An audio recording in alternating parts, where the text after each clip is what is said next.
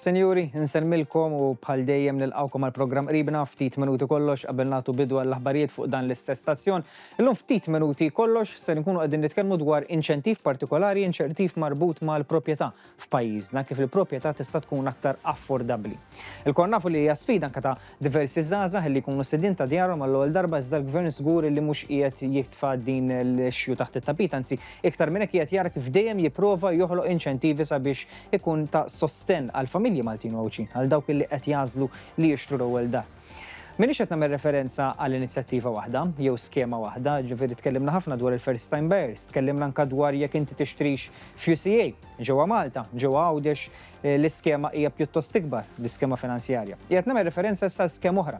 Tajb nirrimarka li dawn l-iskemi jibnu fuq l-oħrajn, ġifieri mhumiex separati, wieħed mhux japplika l-oħra jkun estis li ma jieħux jew inkella esklus li ma jieħux l-oħra, anzi l-iskemi jaħdmu flimkien. Qiegħed nagħmel referenza għall-iskema dwar proprjetà affordabbli sostenibbli ta' 9,000 euro. Ħanħalli fidejn Nolan għandu filmat konċiż dirett bħal dejjem biex jispjegalkom iżjed dwar dan l-istess skema li qegħdin nitkellmu dwarha nsegwu.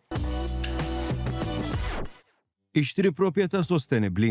Din hija skema li ġiet imnedija mill-Gvern biex dawk li se jixtru proprjetà minn din is-sena u se jixtru residenza li jikkonformi mal-standards ta' sostenibilità se jirċievu qotja ta' bejn 4,500 euro u 9,000 euro maqsuma fuq medda ta' 3 snin illi ġejjin.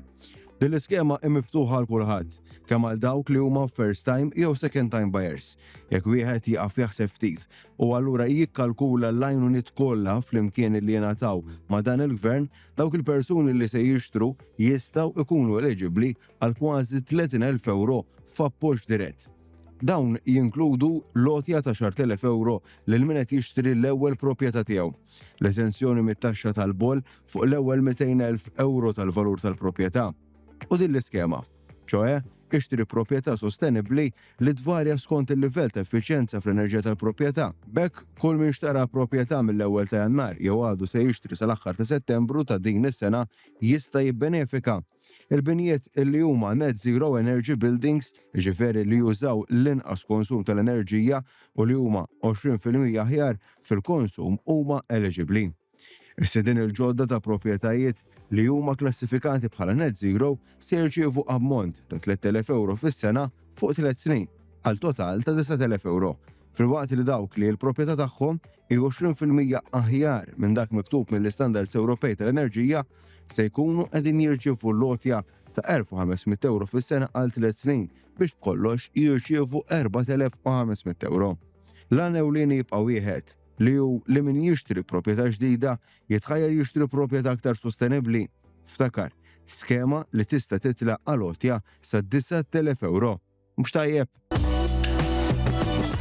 Grazzi lilek Nolan tal-ispjegazzjoni li tajtna u bħal dejjem aħna wkoll nżommukom aġġornati forsi l-iskema ma torqodx lilek personali li qed issegwina biex forsi inti diġà sit ta' darek iżda familjari li taf laqba ħbieb li forsi qegħdin jagħmlu ħsieb sabiex jixtru l-ewwel dar tagħhom tajb ikunu jafu dwar din l-informazzjoni anke jekk wieħed ifittex fuq il-mezzi soċjali kemm tal-Partit Laburista u anke fuq il-mezzi soċjali tal-Gvern wieħed ikun jista' jsib aktar dettalji dwar din l-istess skema wieħed jista' jċempel ukoll fuq servizz.gov in-numru 153 u hemmhekk tiksbu l-informazzjoni kollha neċessarja. Sinjuri, naħa tiegħi ma baqa' li xejn iżjed xi nżid li nirringrazzjakom tal-li kontu magħna u għalissa nsellmikom.